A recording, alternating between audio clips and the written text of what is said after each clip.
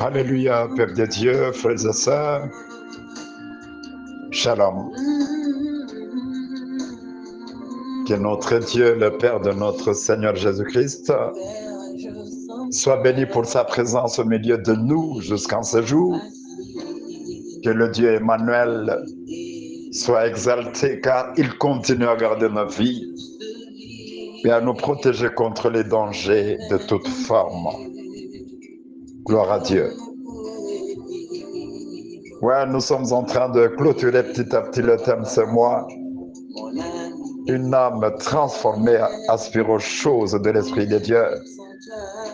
Et par cette occasion, nous voulons lire des passages bibliques qui vont certainement nous plonger dans le troisième sous-thème, intitulé « Le chrétien crucifié avec Christ et sa vie actuelle ». Lisons donc Galates chapitre 2, de 19 à 20, et Galates chapitre 1er, le 4e verset. Galates 2, 19, 20 nous dit « Car c'est par la loi que je suis mort au régime de la loi, afin de vivre pour Dieu. En effet, j'ai été crucifié avec le Christ. Ce n'est plus moi qui vis, c'est le Christ qui vit en moi. Ma vie en tant qu'homme, je la vis maintenant dans la foi au Fils de Dieu qui, par amour pour moi, s'est livré à la mort à ma place. » Galates 1 à 4. Galates chapitre 1er, le 4e verset. Le Christ s'est offert lui-même en sacrifice pour expier nos péchés afin de nous délivrer du monde présent dominé par le mal. Il a ainsi accompli la volonté de Dieu notre Père, à qui soit la gloire pour l'éternité. Amen. Gloire à Dieu pour sa parole.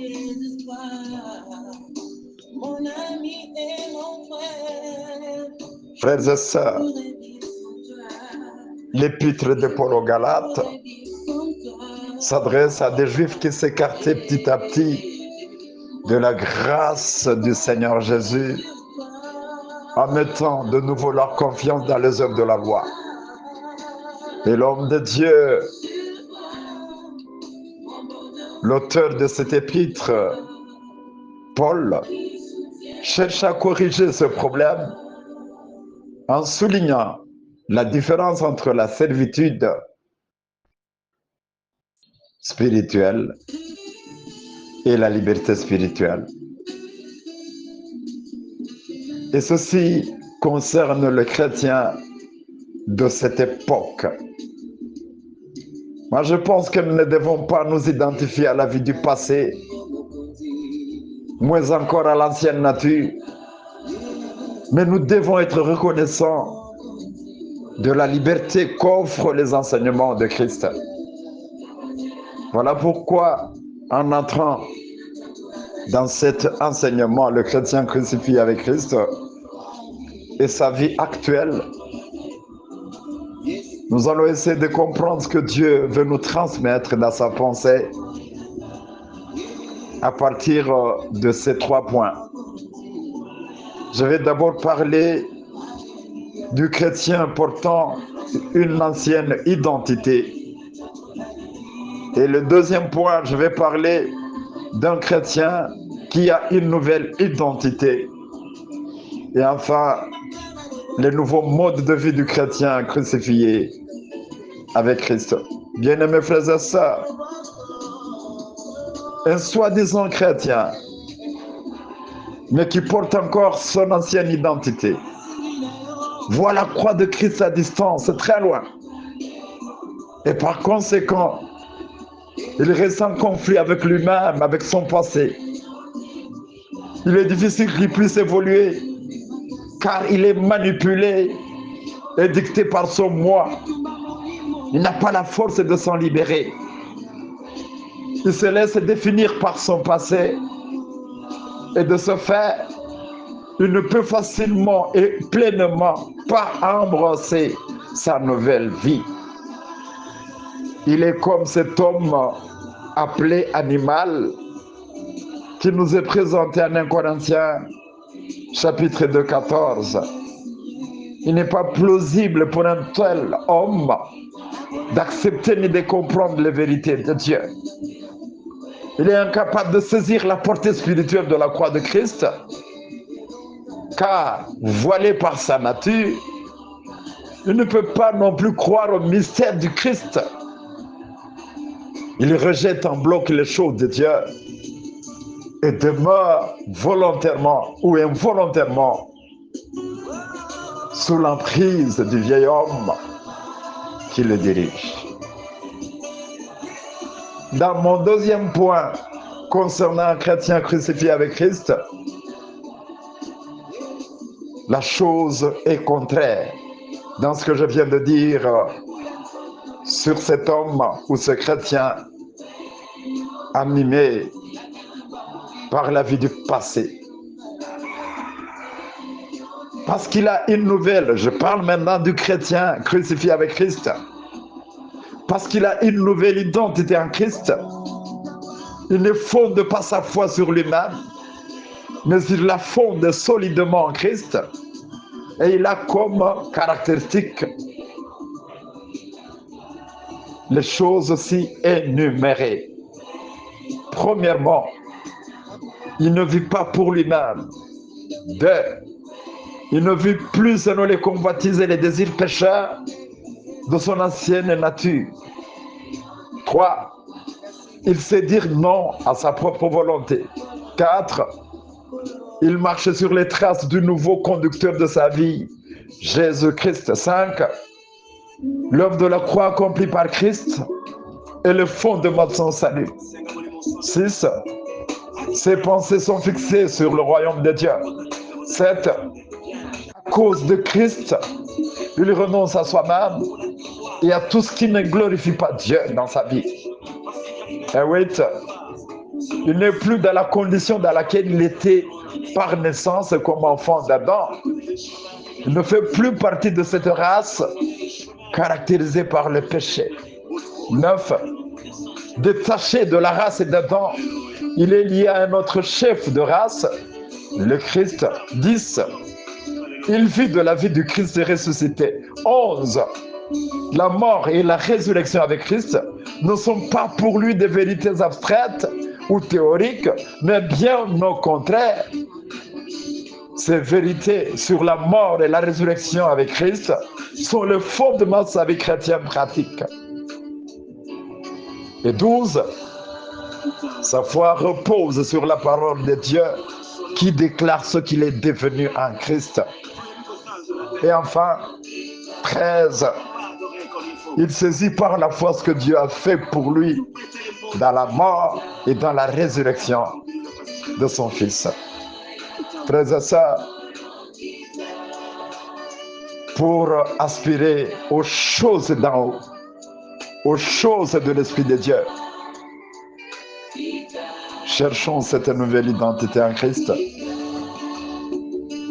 et soyons caractérisés par toutes ces choses que je viens d'énumérer.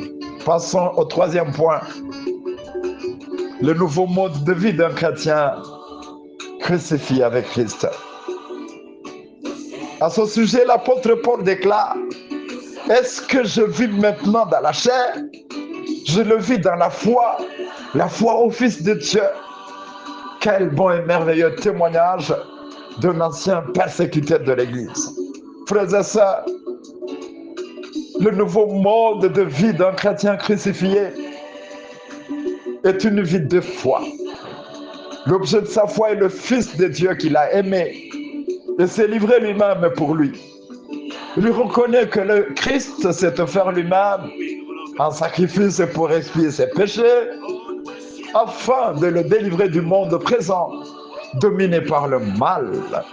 Son cœur est attaché à son Sauveur et n'est plus partagé. Il se souvient de ce qu'il était dans le passé, un souvenir qui entretient un sentiment profond de l'immense grâce du Christ envers lui et une absence totale de confiance en lui-même.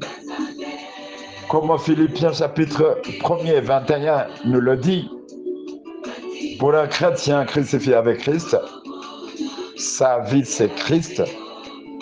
Autrement dit, Christ est sa seule raison de vivre.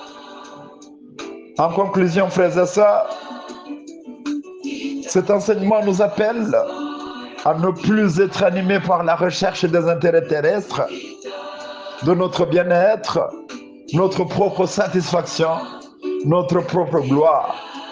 Acceptons que celui qui est mort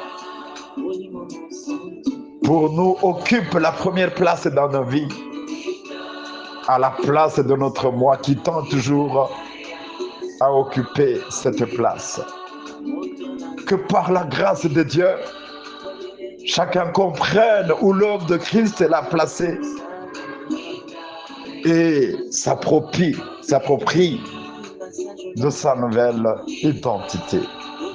Mon frère, ma soeur, ne te prive pas toi-même de la vraie liberté chrétienne à cause de tes croyances ou de tes pratiques qui ne peuvent jamais transformer réellement ta vie. Mais comme l'apôtre Paul arrive à déclarer, moi je ne vis plus, c'est Christ qui vit en moi. Alléluia. Fais ça comme un principe de vie. Laisse Christ te faire vivre, qu'il vive en toi et que toi tu vives en lui. Pour terminer, je m'adresse aux frères et sœurs qui sont à Kinshasa. Je leur invite au séminaire sur la signification théologique et biblique de la naissance de Christ, prévu ce lundi 22 décembre et même le mardi qui va suivre, le 23 décembre, de 16h30 à 19h, à l'église missionnelle Bethesda, située dans la commune de Ngaliema à Pompage, juste à côté du pont Moleka. Soyez tous les bienvenus dans ce séminaire pour nous éviter de continuer à concevoir les flous dans nos têtes et dans notre foi au sujet de la naissance de Christ. Je reviens à ce que je venais de donner comme conseil à chacun qui a suivi cet enseignement. Mon frère, ma soeur, ne te prive pas de ta vraie liberté chrétienne à cause de fausses croyances et de fausses pratiques. Mais place Jésus à la première place de ta vie et arrive à déclarer comme l'apôtre Paul, moi je ne vis plus, c'est Christ qui vit en moi. Que le Seigneur nous bénisse. Amen.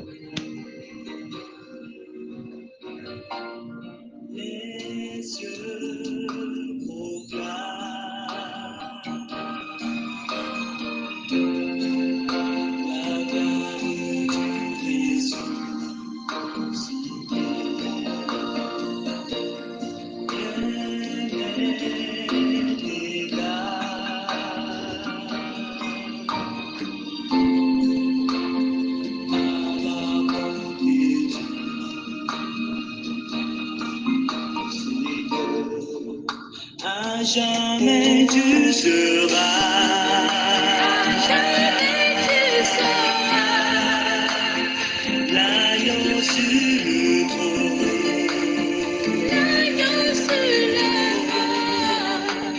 Je fléchis les genoux.